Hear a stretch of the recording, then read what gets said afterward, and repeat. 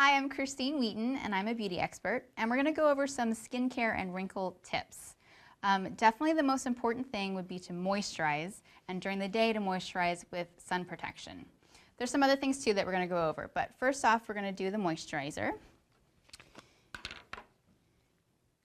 And when you're picking a moisturizer, definitely sun protection, like I said, but also if you can find one that has an anti-aging property, which is usually vitamin E, vitamin C, seaweed, something along those lines, that's going to help keep your skin wrinkle-free.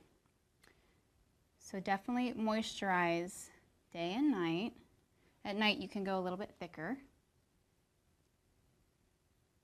And then we also want to use an eye cream. And the eye cream is important. You can't really use a regular face cream around the eye. It's just not formulated for the delicate skin there.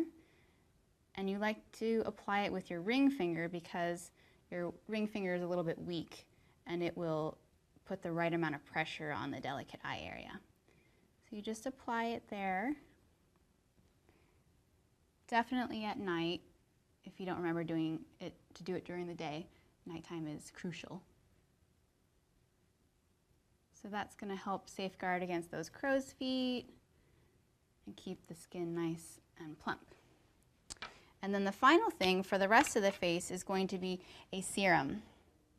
And this has a vitamin complex in it. It's got C, A, alpha hydroxy, and that's going to really help to renew the skin, get that old skin away and the new skin to shine through, and keep your skin from getting any new wrinkles, as well as repairing the old ones. There you go. You can use those 3 steps to really safeguard yourself against wrinkles and keep your skin young and fresh. Thank you so much for watching. I'm Christine Wheaton.